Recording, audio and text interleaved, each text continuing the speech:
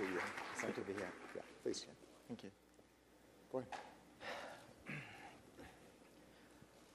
So thank you very much, Mr. President, for this opportunity. I'll start by wishing you a belated happy birthday. Thank you. Thank you very much. Have you introduced yourself to everybody? I wanted to really jump into the Yeah, go ahead and introduce yourself. Right, so anyway. Come on. I'm Takunda Chingonzoh. I'm a young entrepreneur. I'm 21. I'm from Zimbabwe, and I'm working in the wireless technology space. We're essentially liberating the internet for Zimbabweans. So, and let me just, this is an example of our young African leaders. In fact, this is the youngest young African leader. But one thing I will say, though, you know, if you're going to promote your business, you got to make sure to let people know. Definitely, you know? Definitely. Just a little tip. Definitely. You can't be shy, man. Please go ahead. That's correct, Mr. President. So I was really going to start by delving into a personal experience. I was going to get to my business and how I got to where we are. So as I was saying, we're working in the technology space. I'm working on my third startup. It's called Saisai. We're creating Zimbabwe's first free internet access network, hence liberating the internet. So in our working, we came to a point in time where we needed to import a bit of technology from the United States. And so we were engaging in conversation with these US-based businesses. And the response that we got time and time again was that, unfortunately, we cannot do business with you because you're from Zimbabwe. And I was shocked, this doesn't make sense. And so this is the exact same experience that other entrepreneurs that are in Zimbabwe have gone through, even through the meetings that I've had here. You sit down with potential investors, you talk about the project, the outlook, the opportunity, the growth and all that, and they're excited. You can see, all systems are firing, right? And then I say I'm from Zimbabwe, and they look at me and they say, young man, this is a good project, very good, but unfortunately we cannot engage in business with you. And I understand that the sanctions that we have as Zimbabwe, that are imposed on entities in Zimbabwe, these are targeted sanctions, right? But then we've come to a point in time where we as young Africans are failing to properly engage in business with US-based entities because there hasn't been that clarity. These entities believe that Zimbabwe is under sanctions. So what really can we do to try and clarify this, to make sure that we as the young entrepreneurs can effectively develop Africa and engage in business? Well, obviously, the situation in Zimbabwe is somewhat unique. The challenge for us in the United States has been how do we balance our desire to help the people of Zimbabwe with what has frankly been a repeated violation of basic democratic practices and human rights inside of Zimbabwe. And we think it is very important to send clear signals about how we expect elections to be conducted and governments to be conducted, because if we don't, then all too often, with impunity, the people of those countries can suffer. But you're absolutely right that it also has to be balanced with making sure that whatever structures that we put in place with respect to sanctions don't end up punishing the very people inside those countries. My immediate suggestion, and this is a broader point to all the African businesses who are here, as well as the U.S. businesses, is to make sure that we're using the Department of Commerce and the other U.S. agencies where we can gather groups of entrepreneurs and find out exactly what can be done, what can't be done, what resources are available.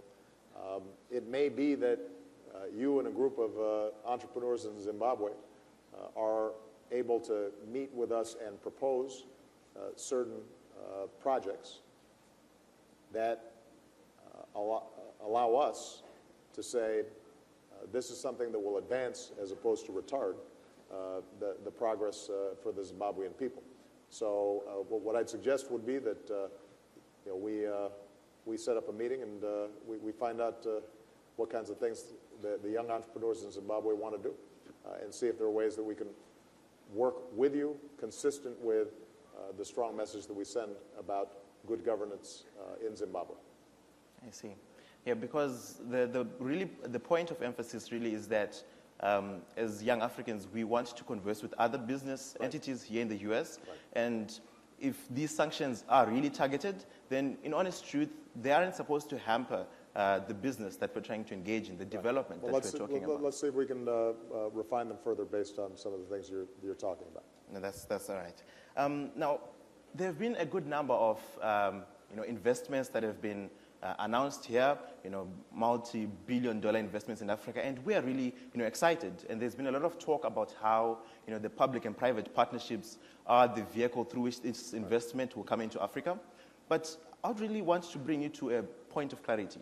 I believe that the private sector is stratified in itself.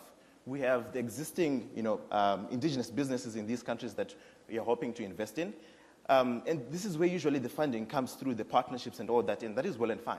But then underneath that, we have these young upcoming entrepreneurs, the innovators, those that come up with products and services that disrupt the industry. And this is the innovation that we want in Africa, to build products by Africans for Africans. But in most cases, and what we've seen over the past years, is that indeed this investment comes through, but it never cascades down to these younger entrepreneurs, the emerging businesses. And so the existing businesses then form a sort of ceiling which we cannot break through. Right. When it comes to investment, when we're talking about solving unemployment, I would believe that it's more realistic to assume and understand that the probability of 10 startups employing 10 people in a given time period, it's more realistic than one indigenous company employing 100 people. So what really has been, or rather has there been any consideration in these deals that have been structured, in the investments that you announced, to cater for the young entrepreneur who's trying to innovate to solve the problems in society? Well, first of all, I think for the business leaders who are here, both African and U.S., it's hard being a startup everywhere. That's true. Part of what you're describing is typical of business around the world. Folks who are already in, they don't necessarily want to share. They don't want to be disrupted. If there's a good opportunity, they'd rather do it themselves. If they see a small, up-and-coming hotshot who might disrupt their business, they may initially try to block you, or they may try to buy you out, or and getting financing for a startup is always going to be difficult. You hear that from entrepreneurs here in the U.S. as well. True. Having said that, what is absolutely true is that as we think about the billions of dollars that we're mobilizing, we want to make sure that small businesses, medium-sized businesses, women-owned businesses, that they have opportunity. And so my instructions to all of our agencies, and hopefully the work that we're doing with all of our partners, is how can we identify, target financing for the startup? How can we identify and link up U.S. companies with small and medium-sized businesses and not just the large businesses? And I think you are absolutely right that by us trying to spread investment, not narrowly through one or two companies, but more broadly, that the opportunities for success in those countries are higher. And it also creates a healthy competition. And that's true also in terms of how we're designing, for example, our Feed the Future program, which is working with almost 2 million small farmers inside of Africa. When I was in Senegal, I met with a woman maybe in her 30s. She had a small plot of land initially. Through the Feed the Future program, she had been able to mechanize, double her productivity. By doubling her productivity and through a smartphone getting better prices to the market, she was able to increase her profits. Then she bought a tractor. Then she doubled her productivity again. And suddenly what had started off as just a program to increase her income had become capital for a growing business where she was now hiring people in her area and doing some of the processing of the grain that she grew herself so that she could move up the value chain. there are entrepreneurs like that all across Africa. Sometimes the capital they need is not very large. Sometimes it's a fairly modest amount. And so what I want to do is to make sure that we are constantly looking out for opportunities to disperse this capital, not just narrowly, but broadly. And one of the things that I hope happens with U.S. companies is that they're constantly looking for opportunities to partner with young entrepreneurs, startups, and not just always going to the same well-established businesses. Now, there are going to be some large capital projects where you've got a good, solid, established company. Hopefully, they themselves have policies with respect to their suppliers that allow them to start encouraging and growing small businesses as well. Exactly. And on that note, I'm glad that you acknowledge that, and I hope that even in these deals, in the investments that we're talking about, that one of the conditions be that those large organizations that are getting investment have policies that cascade downwards to people at the grassroots. You spoke about this lady who was using a smartphone to, it is one key issue that is really propelling business and development in Africa, the ability to leverage technology. Yep. And really, it is all about the Internet of Things, and that is why I'm personally working in liberating the Internet, to get more people connected. Now, there's this, this is the huge opportunity in Africa as well. Now, there's this troubling issue, rather, that has been brought to our attention. We have entities and organizations that have come up and that have said, we want to control the Internet. We want to see who gets what traffic and from whom. Right. And see, policies and activities like that become challenges for startups that are trying to leverage the Internet. For this lady, this farmer that you talked about, right, who's trying to leverage and get information from the Internet. So I wanted to understand, what is your stance on net neutrality and its effects in the growth and development in Africa? Well, this is an important issue for all heads of state and government, not just in Africa, but around the world. Mm-hmm. The reason the Internet is so powerful, yes, is because it's open. Yes. My daughters, 16 and 13, they can access information from any place in the world. Mm-hmm. They can learn about a particular discipline instantaneously in ways that when I was their age, first of all, I wasn't as motivated as they are. I was lazier than that, but they do much better in school than I do. But they can, the world's at their fingertips. And what facilitates that, and what has facilitated the incredible value that's been built by companies like Google and Facebook and so many others, all the applications that you find on your smartphone, is that there are not restrictions, there are not barriers to entry for new companies who have a good idea to use this platform that is open to create value. And it is very important, I think, that we maintain that. Now, I know that there's a tension in some countries. Their attitude is, we don't necessarily want all this information flowing because it can end up also being used as a tool for political organizing.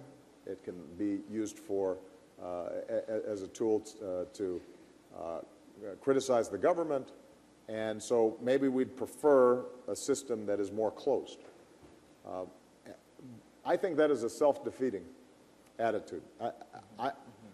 Over the long term, because of technology, information, knowledge, transparency is inevitable. And that's true here in the United States. It's true everywhere. And so what we should be doing is trying to maintain an open Internet, trying to keep a process whereby any talented person who has an idea can suddenly use the Internet to disperse information. There are going to be occasional tensions involved in terms of us monitoring the use of the Internet for terrorist networks or criminal enterprises or human trafficking. But we can do that in ways that are compatible with maintaining an open Internet. And this raises the broader question that I had mentioned earlier, which is Africa needs capital. In some cases, Africa needs technical assistance. Africa certainly needs access to markets, but perhaps the biggest thing that Africa is going to need to unleash even more the potential that's already there and the growth that's already taking place is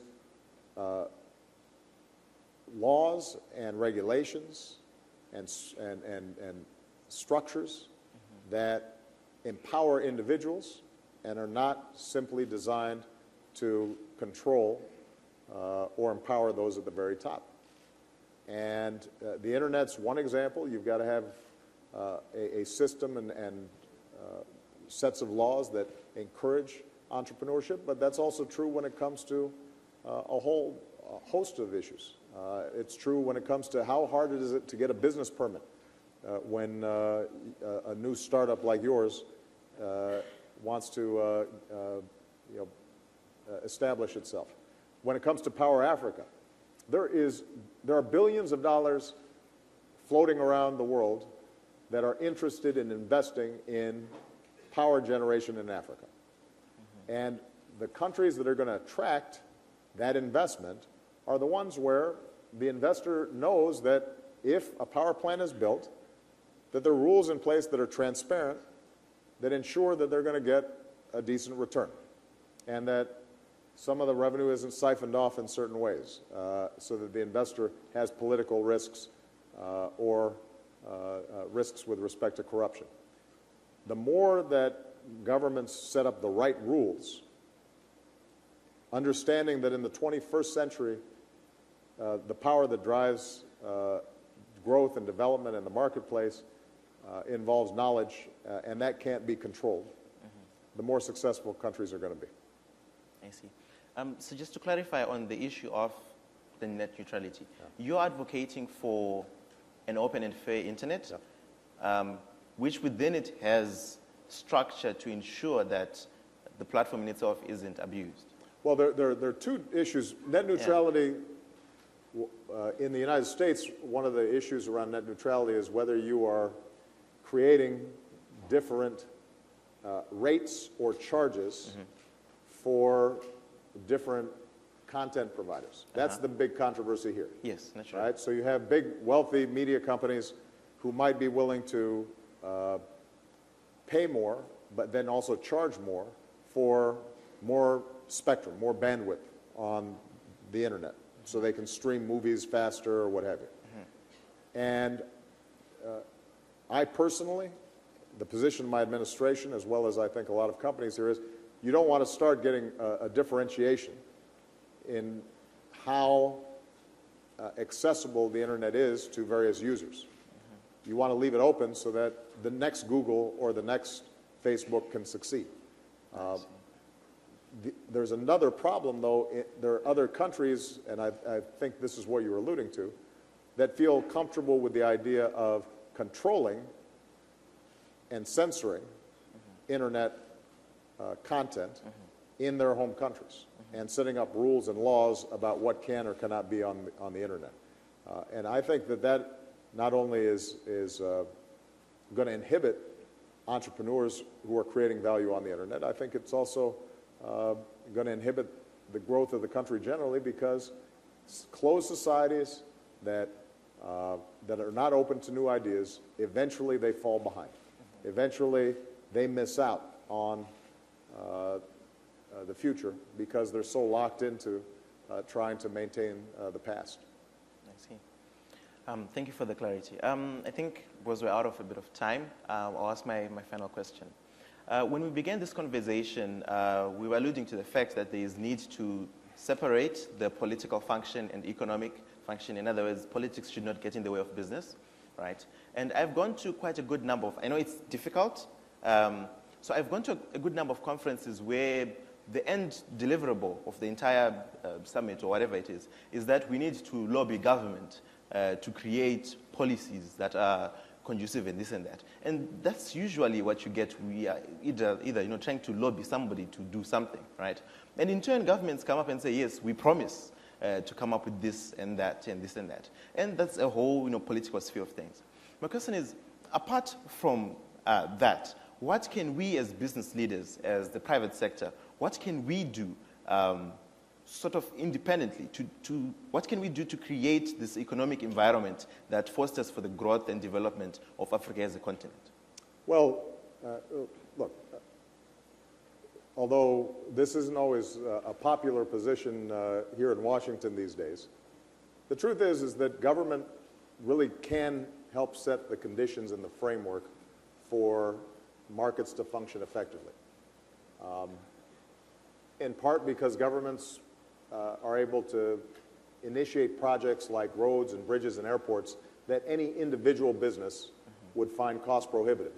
It wouldn't make sense to invest in what is a collective good.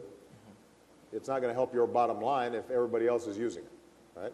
So that's part of the function of government. Part of the function of government is to educate a population so that you've got a well-trained workforce. It's hard for companies to invest in doing that by themselves.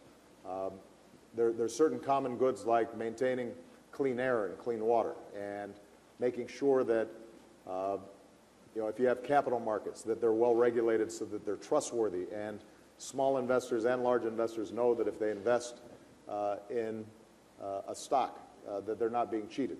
So there are a whole host of functions that government has to play. But in the end, what drives innovation typically is not what happens in government, is what's happening in companies. And what we found in the United States is that companies, once they've got the basic rules and they've got the basic platform, they are able to create value and innovation and cultures that encourage growth. And I think that African entrepreneurs are going to be the trendsetters for determining how societies think about themselves and ultimately how governments think about these issues. The truth of the matter is that if you have big successful companies, or you've got widespread entrepreneurship, and you have a growing middle class, and practices have been established in terms of fair dealing and treating your workers properly and extending opportunity to smaller contractors and promoting women and making sure that women are paid like men. And suddenly what happens is businesses create new norms and new sensibilities. And governments oftentimes will respond. And so I think in Africa, what I'd like to see more and more of is partnerships between American businesses, between African businesses. Some of the incredible cultures of some of our U.S. businesses that do a really good job promoting people and maintaining a meritocracy and treating women equally and treating people of different races and faiths and sexual orientations fairly and equally, and making sure that there are typical norms of how you deal with people in contracts and respect legal constraints. All those things, I think, can then take root in a country like Zimbabwe or any other country. Hopefully governments are encouraging that, not inhibiting that. They recognize that that's how the world as a whole is increasingly moving in that direction. And over time, you will see an Africa that is driven by individual entrepreneurs and private organizations, and governments will be responsive to their demands. I think the one thing I want to make sure people understand, though, is it's not an either-or issue. Government has a critical role to play. The marketplace has a critical role to play. Non-profit organizations have a critical role to play. But the goal and the orientation constantly should be, how do we empower individuals to work together? And if we are empowering young people like you all across Africa, if we've got a 21-year-old who's already started 3 businesses, we got to figure out how to invest in him, how to make it easier for him to succeed. If you succeed, you're going to then be hiring a whole bunch of people, they in turn will succeed. And that's been the recipe for growth in the 20th century and the 21st century. And I'm confident that Africa is well on its way. America just wants to make sure that we're helpful in that process, and I know that all the U.S. companies who are here, that's their goal as well. We are interested in Africa because we know that if Africa thrives and succeeds, and if you've got a bunch of entrepreneurs, they're going to need supplies from us, maybe. Or they may supply us with outstanding products. They're going to have a growing middle class that wants to buy iPhones or applications from us. In turn, they may provide us new services, and we can be the distributor for something that's invented in Africa. And all of us grow at the same time. That's our goal, and I'm confident that we can make it happen. And this summit's been a great start. So I want to thank you for doing a great job moderating. I want to thank all the leaders here, not only of government, but also business, for participating. There's been great energy, great enthusiasm. I know a lot of business has gotten done. If any of you are interested in investing in this young man, let him know. All right? Thank you, guys. Thank you. Thank you very much. All right. Appreciate you. Thank you so much.